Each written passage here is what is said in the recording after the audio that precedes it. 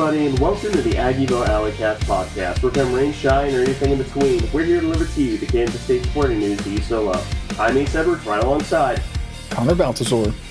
And this week's weekly recap is a little lighter than previous weeks, which granted we had 2 weeks in a row of a lot. So we'll take the lighter week. We're going to talk about football portal entries, and each of the Catsketball teams, they only had one game each. But let's just go ahead and dive straight into the transfer portal entries. And Connor and I have sort of been telling people, or at least we've been thinking about it. I'm not sure if you and I have ever vocalized it, but we kind of urged people to not get too emotionally attached to a lot of players on this roster, because I think that you could name maybe 3 or 4 that would pretty easily be considered safe or had made their intentions known beforehand when it comes to the transfer portal. And this is another one where it was 3 in the same day, all of them hurt and all of them for different reasons. The 3 portal entries are Jace Brown, Donovan McIntosh, and Ryan Davis. Jace doesn't hurt me that much because I figured he was going to be gone. I just expected it to be him going to the NFL. But now he's probably going to go play somewhere in Florida, be closer to home. Floridians love their Florida. So if I had to guess, he seems like he's Miami or Florida would be my 2 guesses for him. I don't have anything to back that up. Donovan McIntosh, that one hurts because our depth is going to be tested at the defensive back room. And Ryan Davis hurts because he really, really showed flashes of being really, really damn good. There were times that in his sample size, he looked like the best defensive end on the roster. That one, it seems like, even though Buddy Wyatt's been announced as coming back, which good guess by us on that, it may have been a situation where you can't keep that entire defensive end room together. And Toby has already said that he's coming back. So that one might be too many mouths to feed in that room. However, this may get me crucified. I would have picked Davis over Toby. That's it. That's all I got. Yeah, that's a tough one. I suppose if you want to go by years of eligibility remaining, like there's some enhanced value for Davis because I think he was a redshirt sophomore this year. Yeah. So would have had 2 years left, whereas Toby's on his last year. So that is true. And I think that technically Davis is a better edge rusher than Toby is. Obviously, Toby's further along in his development.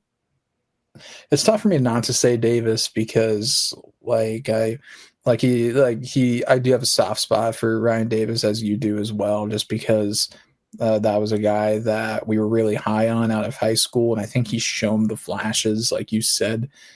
Just hasn't quite yet put the full season together. Last year, he had a couple moments, and this year, at the end of the year, he looked like a starting Big 12 edge rusher, and a very good one at that. But yeah, I think I'm just not going to weigh in on that one because I've talked myself into both answer choices, so I don't really know.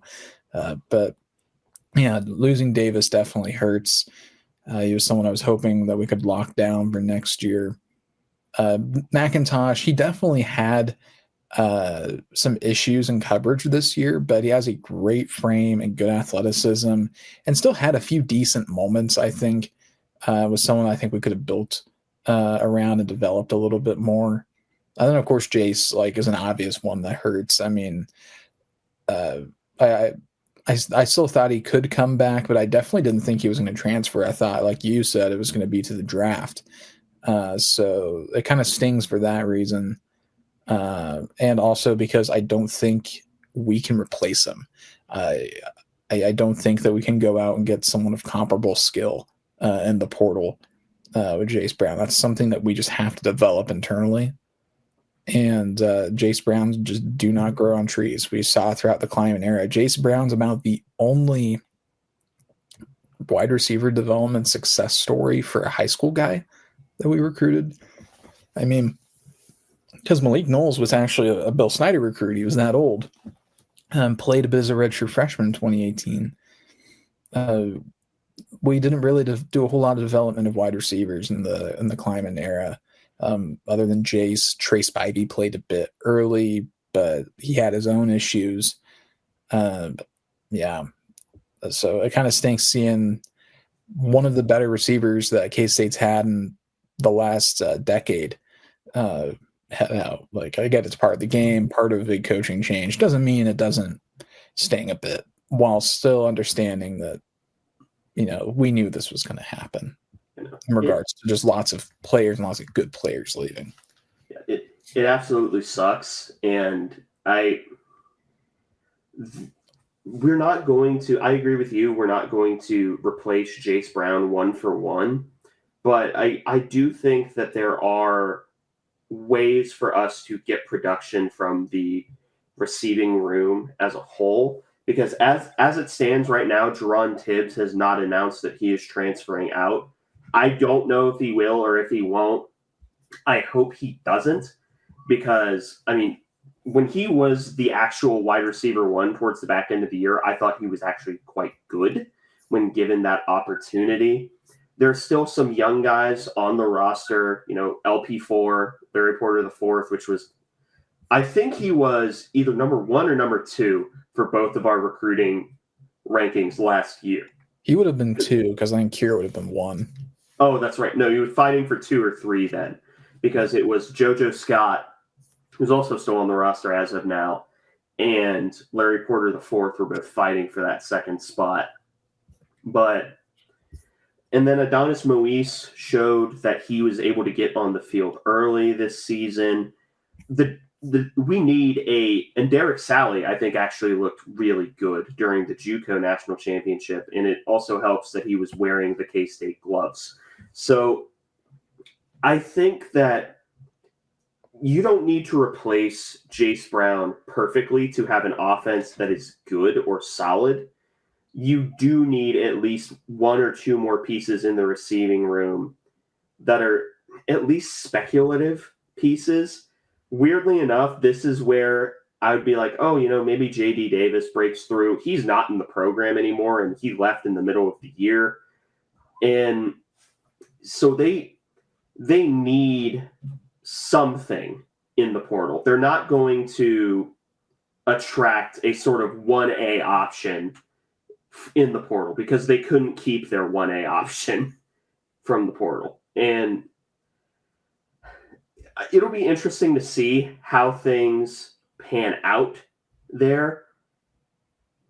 If I had to venture a guess, I would guess that K-State is going to replace them with 1 P4 bounce back and then 1 sort of flyer guy who's done well at the lower levels, be it G5 or FCS. And I think that they would just be okay with trotting that out there and either running a lot more 2 tight end sets with Ancio and Oakley and Cure, or throwing Adonis Moise and Larry Porter the fourth even more into the fire. Yeah. I'm curious to see as well how they kind of backfill the receiver room. Because Max Lovett's coming in as a true freshman. I really like his film. I don't expect him to make Who is our comp? Who is our comp for Max Lovett? It was Jace Brown. He's faster Jace Brown, basically. So that's a possibility. Moise, do hope that he sticks around. But, again, it's so early to project out because, the portal's not even open yet. It doesn't open until January 2nd. So, great job on, stopping guys from entering the portal until January.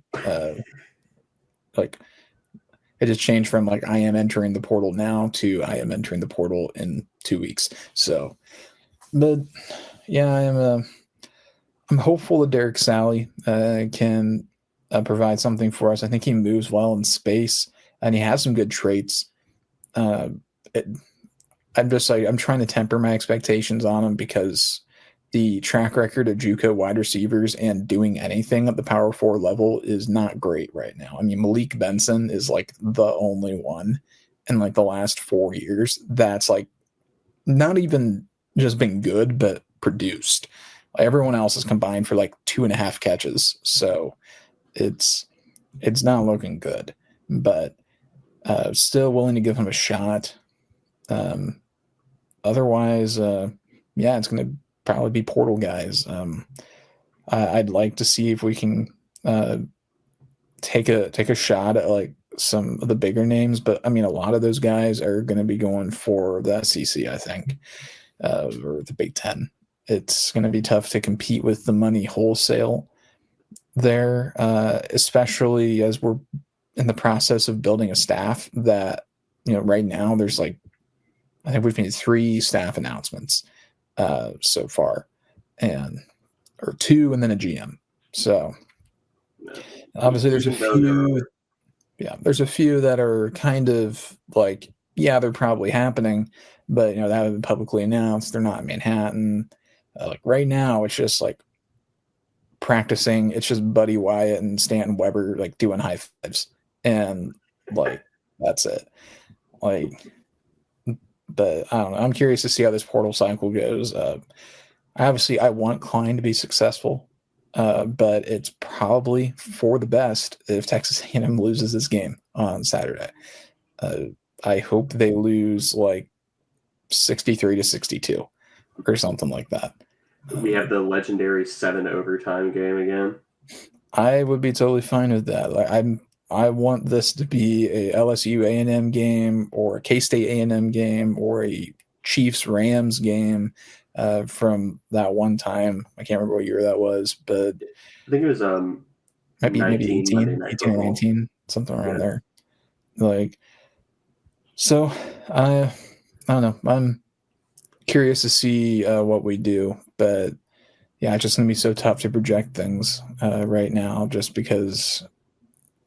I mean, we don't know who on the roster is going to be here. Really, most guys haven't really said anything, and most guys are waiting to see like, who's their position coach is going to be. Yeah, like I think Lincoln Kier is about the only one that's made any sort of like semi-definitive statement, which is honestly not what I was expecting. But like posting the picture with Klein, I'm gonna write him in as a like likely, I suppose, right now. Blake Barnett's coming back. He's announced that. Oh, that's right. Blake Barnett is coming back. So yes, okay. So we have 3 skill position players on offense. I don't think we really need anything else. So I think we can just moneyball this and call it good there. So if you're curious, by the way, as it stands, if it were to start today, our wide receiver room would consist of, and this is all of them: Sterling Lockett, Jerron Tibbs, Adonis Moise, Garrett Harstad, Bryce Nurenberg, Ben Wheeler, Justin Stevens, Isaac Cook, LP4. Yeah, so not the best. And I think Garrett Harstad was a tight end. I think he got converted to receiver. Like, you walk on, but sure, whatever. Not that people needed to know that. But in our corner room, if you were curious, sorry, this is another one where I was just curious. Jaden Rowe, Sirius Stinyard, JoJo Scott, Martell Jackson, Zayshawn Rich, and Kenigel Thomas. And Kenigel Thomas is the nickel. Yeah. So there's going to be a lot of change between now and the beginning of next season. I mean, there's going to be a lot that stays the same, but a lot of the opposite too. It's going to be a tough few weeks here, depending on how far Texas A&M goes in the playoff. Because, I mean, some of these guys, depending on how far they go, may not get announced until A&M's done, which, that could be happening in like a day from when this releases. It could be early 2026.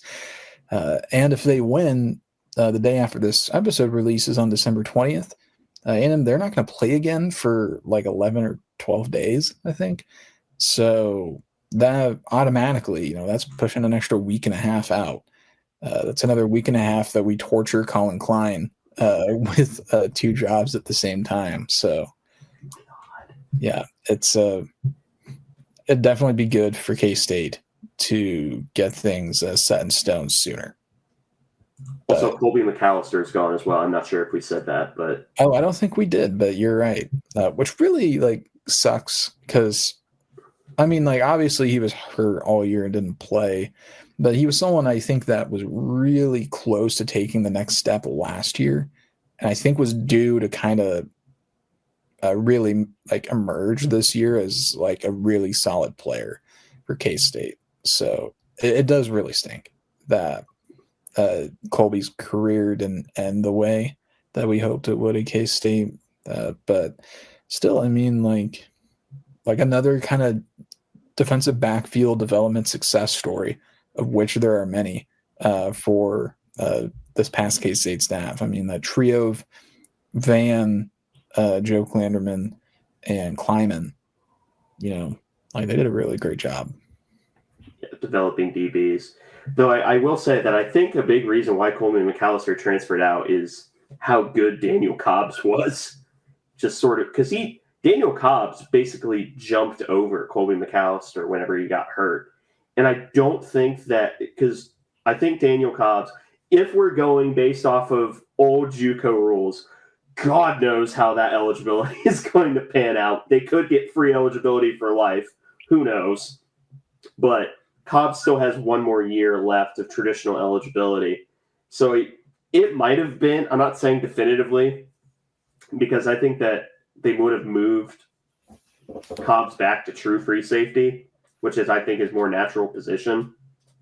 Because even his best plays were mostly made outside of the numbers as a second half safety.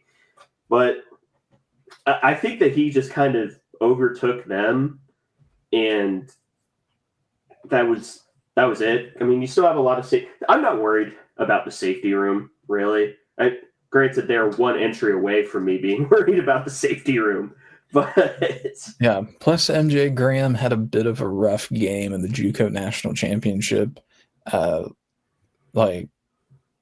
it's tough to project much of anything from the JUCO guys. I think MJ, I thought actually had a shot based on his film to maybe be a guy that plays this upcoming season, but TBD on everything, because all these guys are guys that the previous staff wanted, and most everything is going to see a change. Obviously Klein has a familiar system, but there's going to be wrinkles. There's going to be differences because it still was a hybrid Kleiman deal.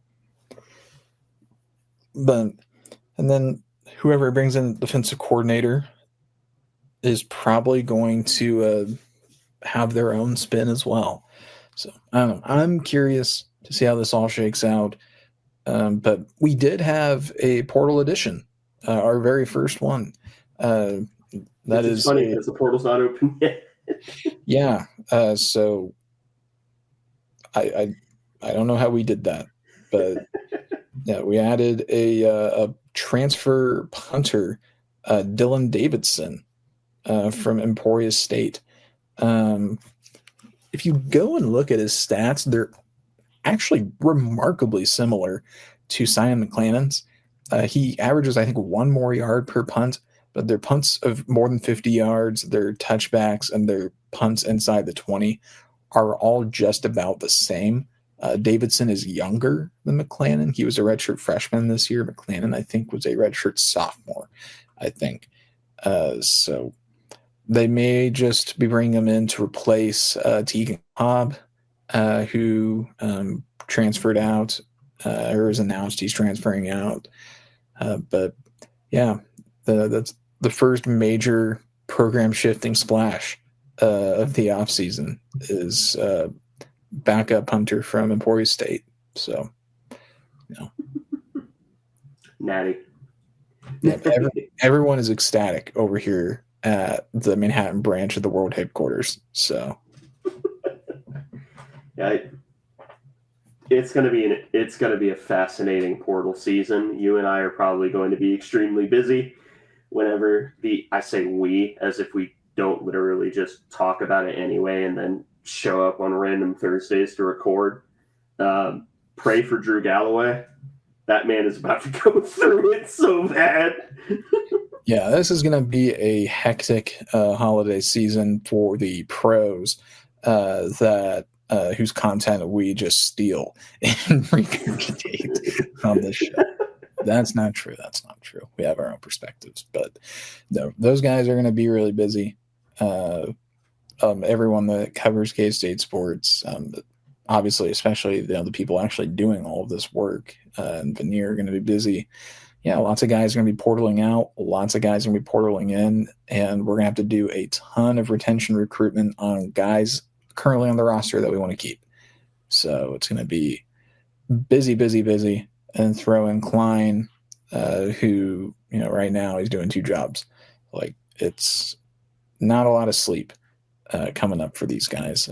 Probably not going to get much of a Christmas break for them. So, no.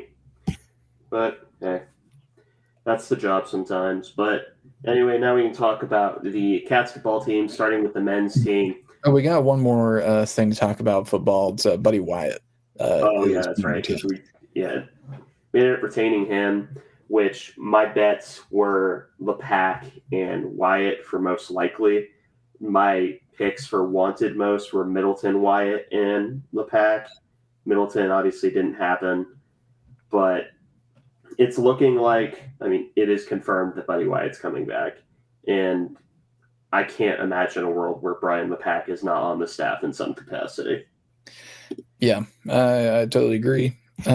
Very happy we got Buddy Wyatt back because I think there was some scuttle that he may look elsewhere, but I'm very happy that we're bringing him back because, he produced in 7 years at K-State so far 3 defensive linemen of the year in the Big 12, which is incredible. One of those was Brendan Mott as well, which talked about a development project. That was a long-term in the oven guy. So really happy to keep Buddy around. And then, of course, I agree, LePac almost certainly sticking around in some capacity since he and Kleiman were pretty tight while he was here. He had him as his right-hand guy up in the box. There were today, as we're recording this, there were some reports kind of floating around about potential defensive coordinator hire that those have gone public. Current DC or co-DC at Texas A&M, Jordan Peterson. Not the Canadian psychologist. I had to get that joke in there because it's very funny. Yeah, so Jordan Peterson is on Klein's radar. That makes sense because he's very similar to Colin Klein in that they're both kind of seen as rising stars in the industry. Peterson's just a little behind him in terms of pace. But Peterson, he's co-DC and defensive backs coach at Texas A&M. I don't think he's the play caller for them defensively, though. Elko. I don't think their DC is their main play caller. I think it's Elko. Well, fair enough then. But yeah, getting Peterson would be a huge coup. He was part of some of KU's very best teams there for a couple years during the Leipold era. He was there's safeties coach and defensive coordinator. Left for A&M in the same role. He was also seen as a incredible recruiter as well in his time there. So he'd be a massive addition for Colin Klein early and shows that he's got the right priorities, basically. So hopefully that's something that materializes again. Since he's at A&M, I doubt that gets announced before A&M is out of the playoffs. Yeah, and whenever the OC and DC, literally no one knows about the OC, by the way. They're not – this is normally or sometimes we say, oh, we have no idea, and we actually know. No one knows who the OC is going to be, but Yeah. probably do a breakdown. We do lie to you guys sometimes. Sometimes. Not often, but sometimes. This time, I'm telling the truth. We are not lying. Yeah, but Buddy Wyatt coming back, I think, is massive. But we'll see how the rest of the staff develops. I'm just interested to see how it goes, because there are a few other names that we've been told that some are from the boards, other have just been told to us directly, out of respect for those people and their current jobs, and also quote unquote burning sources, like we have any. Out of respect for that, we won't say, but there are a lot of analysts out there, and that's sort of what I will leave off on. But now we can talk about the Catsketball teams, starting off with the men's team. Both of them, both the men's and women's team, beat Crichton. And yes, I will continue to call it Crichton. I don't care if it's pronounced another way. So K-State beats the Crichton team, the men's team, 83-76. And this is despite the first half, really, really encouraging. Second half, K-State really looked like they were going to give it away again. And I'm going to be honest with you, I'm kind of sick of that being the case. But, a win's a win's a win, even though this Crichton team isn't great. You take wins as they come to you. So do you want to go over starters or bench players? I'll take the starters here. I will quickly, though, make a few general notes about this game. Totally agree that Creighton, and I'm going to keep saying it the correct way, is just at least as of now, just an okay team. But they did have the day before, the day before recording, so 2 days prior to release, they had a huge win over Xavier. They won by like 40 on the road, and that jumped them from 112 to 79 in the net. And because of that, we went up 8 spots in the net from 69 to 61. So Creighton is I think 4 spots away from being a quad 1 victory. And so that would be a quad 1 road power conference win, which would be huge if Creighton continues to be good. That is the caveat there, is Creighton continuing to be good. So we'll see. But still, that really helps us out in the metrics. But yeah, I agree.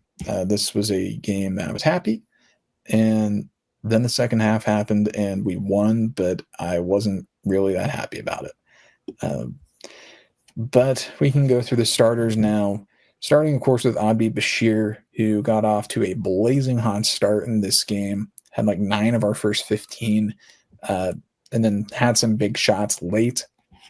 He played 27 minutes, only 6 of 17 from the field, but 6 of 12 from 3, finished with 18 points, added 2 rebounds, an assist, and a turnover. The big thing with Abdi is he just needs to stop driving. And if he's going to drive, kick it out, because he just can't really drive and score if he's guarded. That's just not his game. He needs to be living around the arc, which he's mostly doing. But in this game, he was starting to get too confident and was taking some very bad mid-range shots, which I already don't like mid-range shots. But for a guy like Abdi, he kind of gets pushed around, I think, a lot by defenders. And he weighs 3 pounds. And he was taking some turnaround fadeaway mid-range shots. So just not ideal. I'd really like to see him cut those back. But next highest scoring starter was actually Kamari McGriff. He played 28 minutes, 3 of 7 from the field, made a 3-point shot, his first of the year, and then went 5 of 6 from the free throw line. So a quality game from him. 12 points, 6 rebounds, 3 of those were on offense, 2 fouls and a turnover and 2 blocks. So Kamari McGriff played great this game. And out of all those great numbers, I think the biggest one that sticks out for me is 2 fouls, because he's been a very good player for us all year, but he has just constantly been in foul trouble, and we can't play him as much as we'd like to, which is really difficult because we need him on the floor. But this was a good game for him. PJ Haggerty continues his kind of slump. 34 minutes, 4 of 12 from the field, missed both his threes, 2 of 3 at the free throw line. So just 10 points for him, 5 rebounds, 2 fouls, an assist, and 2 turnovers. So it's still not going great for PJ right now. Offenses are really keying in on him,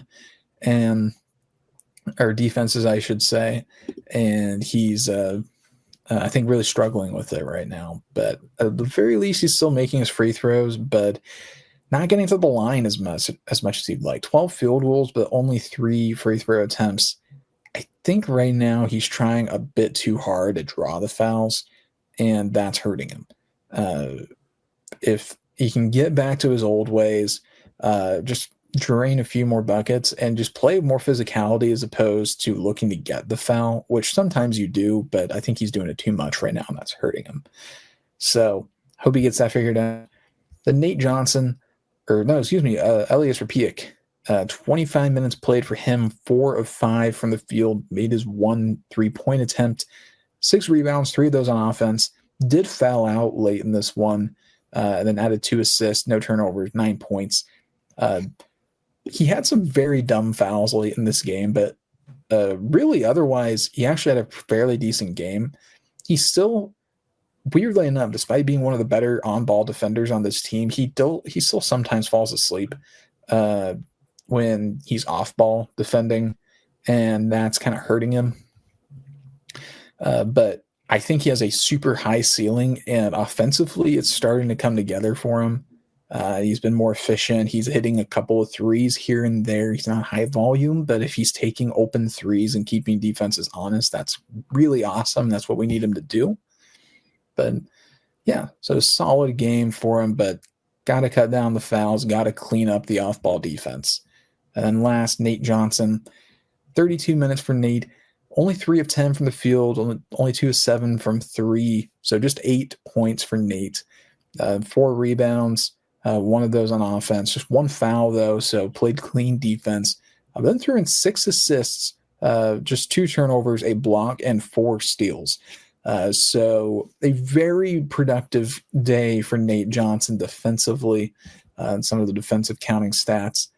Just not a great offensive day. Did have a huge dunk and transition off of a steal, which was a lot of fun. But still some growing to do regarding his offensive consistency. Yeah, that's a stuff stat sheet too, which... That it is. I didn't even catch that. Thank you for cleaning that up, Ace. Yeah, no problem.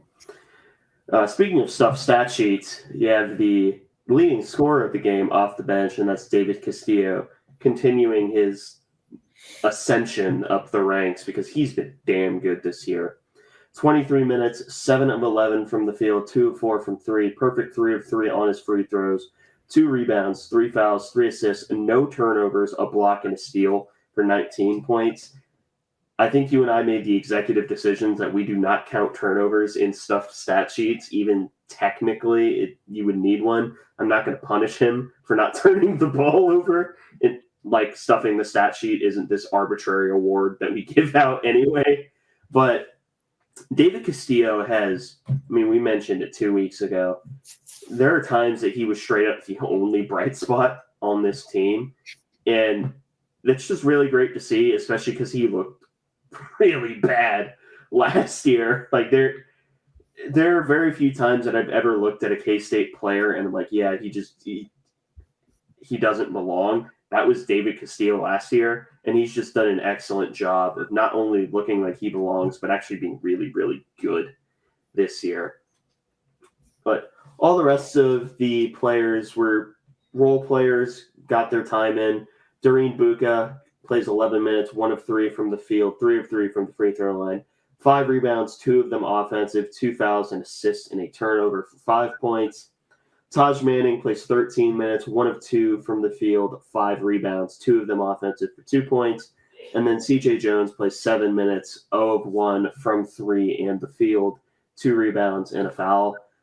We may never see Andre Kostic ever again. He may be dead, who knows?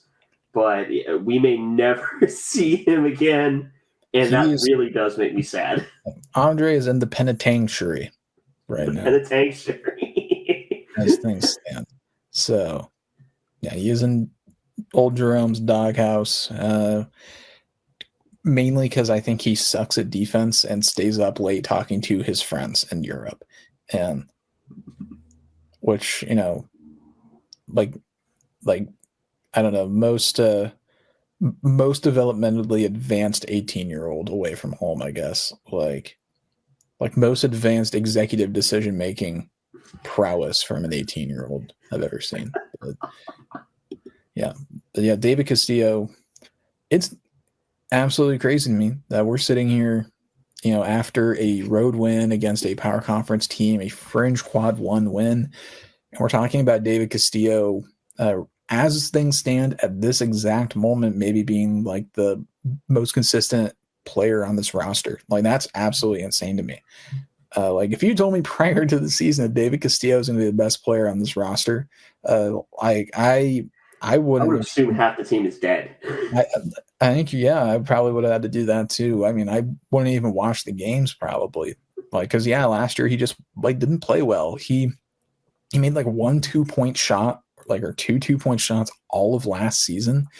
And this year, his ability to get to the rack and make tough contested shots and get an and one, not just draw fouls, but get and ones, it's been unbelievable. I mean, I know that we have a lot of issues with this basketball staff and how they handle roster building, and I certainly do as well. And how we've just not been consistent at all from year to year, and things have just seemingly not been getting better. But man, real hats off to the staff for the development of David Castillo from his freshman to sophomore years. I mean, they deserve a ton of credit. David obviously deserves the most because ultimately it's him, but shout out to the staff. And then also I imagine a shout out to PJ Haggerty as well. I'm going to give him some credit because I think David Castillo's ability to get to the rim and draw fouls, it's shades of PJ Haggerty, I think. His ability to get on a guy's hip and just beat him to the rack. Also, David's gotten a lot stronger. That's helping him too. I think one of the biggest things, though, is that he's just so much more obviously confident. And that's making up, not all of it, but it's making a pretty serious dent for him.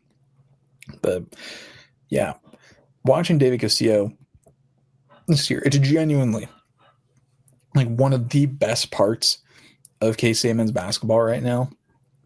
And it's enough to where even if this team starts to kind of dwindle, I'll probably keep watching and enjoy watching as long as David Castillo is out there trying. And I feel like he's going to keep doing that. I've really enjoyed watching him this year. He's been so much fun. Shout out to DC, our Diet Coke man. Diet Coke. Let's go. But the next matchups for the K-State men's team, only one that we'll be covering next week, and that's up against USD, South Dakota. 11 a.m., which is that's a draw right there. Yeah, winter break creates some strange tip-off times for basketball, and college basketball during winter break it kind of exists in an area between time and space. Students aren't really there. And if the student section isn't full, did the game really happen? I guess. No, it didn't. But the next matchup against Creighton is the women's team beating them 75-71. And this one was a bit more consistent throughout, where all of the quarters were pretty close. Crichton ends up winning the third and fourth sets, but only winning the third by one single point. So again, it looked dicey towards the back end there, but this team was able to walk away victorious. In terms of starting stats, Nastia Klassens went 30 minutes, 8 of 11 from the field, 2 of 4 from 3, 3 of 4 on her free throws, 5 rebounds, 3 fouls, and a turnover for 21 points. And then we have back-to-back stuffed stat sheets here from the starters. And that's 29 minutes for Taryn Sides, 3 of 7 from the field, 2 of 4 from 3, 1 of 2 on her free throws, 5 rebounds. Again, her rebounds outpacing her assists. Bonkers, but fine. 2 fouls, 2 assists. Did have 3 turnovers, a block, a steal, and 9 total points. So again, stuffed stat sheet. Then Gina Garcia, who, as we keep saying, quickly rose up the ranks. It's kind of the same reason I thought about this a little while ago. It's kind of the same reason that Eliza Maupin, we were always so high on her. That's because she's just so much faster than everyone else.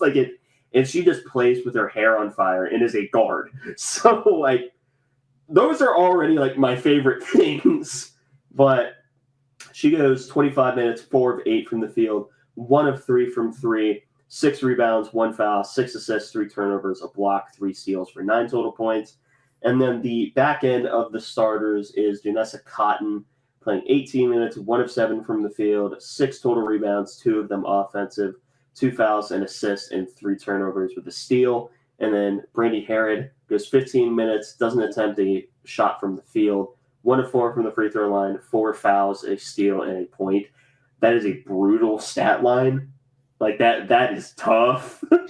For a starter that actually played, that's the opposite of stuffing the stat sheet. That's a hollow stat sheet. It's an unstuffed stat sheet. But in incomplete form. Yeah. Harrod is super athletic and is really I think gonna be a good player for K-State. But just really needs to, I think, work on her shooting right now, that and get a little bit better at not fouling defensively. But yeah, those should be kind of the keys for right now. But yeah, Nastia Klassen's having a huge game. It's the sort of stat line where I look at it and I think what could have been if she wasn't gone for that week with the Belgian national team.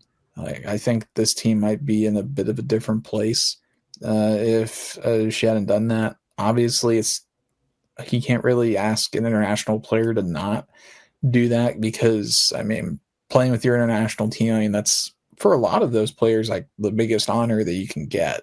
So you can't say not to do it, but it really did hurt us, I think, not having her. And it also kind of stunted her development because she was really slow coming back from that. But she's finally kind of regaining her footing, which is good. A couple more things, I guess, generally on this game before I get into the bench players. We kind of out of the break at halftime, we really kind of put together a really good lead, and then just let Creighton all the way back in. At one point, this was a 51-36 game, and by the end of the third quarter, we were looking at a much closer game. Actually, we got it back up to 8 by the end of the third, but we kept letting them back in, and that was this is a game we could have won by more, basically, is what I'm saying. And the other thing I'm going to say is I didn't realize that Creighton's men's and women's teams play in different arenas. The Creighton men, they play at the big arena there in Omaha, CHI Health Center arena. And then the women, they play at DJ Sokol Arena. I assume DJ is a first name. I'm assuming they didn't name their arena after a random DJ, but I was very confused watching those games on back-to-back days. This is not the same place, but figure that out. But yeah, there were some exciting bench players in this game for K-State as well. Jordan Spicer leads the way. off the bench. 24 minutes played for her, 4 of 7 from the field, 1 of 3 from 3, perfect 6 of 6 on her free throws. So really great, kind of diversifying the offense there. She finished with 15 points, so second on the team. Then she added 2 rebounds, 2 fouls, then an assist, a turnover, and 4 steals. So really great stuff from Jordan Spicer. Then Isela Arenas, she played 24 minutes, 4 of 9 from the field, 2 of 5 from 3, 1 rebound, 3 fouls, an assist, finished with 10 points. Tess Hill came off the bench, one of her quieter days offensively, 1 of 5 from the field, 0 of 1 from 3, 2 of 2 at the free throw line, 4 rebounds, a foul, 3 assists, a turnover, just 4 points for her, and then Anaya Foy kind of caps things off for K-State, 2 of 3 from the field, 0 of 2 on her free throws, 3 rebounds, 1 foul, 1 turnover, so just 4 points for Anaya, but she's had a solid freshman campaign. So that's all of the main stats for this. We didn't talk about this, ACU and I, before the episode, but I realized that we forgot to bring it up, is that K-State's reinforcements in the roster in the form of Ivona Sekic arrived on campus. I think that she's been here practicing for I think a few days now. So the international player out of Slovenia, 6'3" center. She's actually very young. She pretty recently graduated high school. I didn't realize that. She has some professional experience, but she's younger still. So she's classified as a freshman. She's wearing number 99. So probably the first K-State player on either side for basketball to ever wear 99. I was going to say outside of football, but JJ Slack wore 99 for baseball. And who could forget JJ? Certainly not this show. The Slack flip will live on forever. Yeah. Do a flip! I'm excited to see if Sekic gets any run or any playing time coming up here for our next game. Not sure if she'll be ready or not, but I'll be curious. We'll be keeping an eye on that. Yeah. The next matchups for the women's team, actually, we're getting into conference play now, which it feels weird that they're starting earlier than the men's with conference teams, but they are playing TCU in Fort Worth. TCU is just a juggernaut this year, man. I don't know if you saw, but their most recent game, they had 2 players get triple doubles, which K-State has had in its history 0. Yep. So that'll be interesting to see. And then they get 11 days off, play on New Year's Eve up against Cincinnati. But right now, next week might be slow. I mean, if we record an episode at all, just because I know that, it will be Christmas Day is when we would normally record. So I'm probably not going to do that. We'll both be with our families. Plus, there won't be anything to cover, really, outside of maybe coaching announcements. It'd have to be that or any major portal announcements, either incoming or outgoing. I know, the portal's not officially open, but, guys are apparently making decisions already. Our Emporia State punter. It's bonkers to me, dude. Maybe the D2 portal opens earlier. I'm not sure. I don't know how that works. Yeah, who knows, man. But you have any final notes before we sign off? No, I don't think so. All right. Well, if that's the case, thank you all for listening to this episode of the Aggieville Alleycats podcast. If you want to follow or contact the show, you can follow us just about anywhere at Aggieville Alleycats. And if you want to email us, we're AggieVilleAlleycats@gmail.com. If you want to follow us on a more personal note, I am at ACEdward00. I am at Connor Boutzler, capital C, capital B. And if you want to support the show financially, please be sure to check out the official Aggieville Alleycats merch store, link found in our podcast and Twitter bios. But most importantly, thank you for listening to this episode of the Aggieville Alleycats podcast. For come rain, shine, or anything in between, we're here to deliver to you the Kansas State sporting news you so love. Stay safe, Alleycats.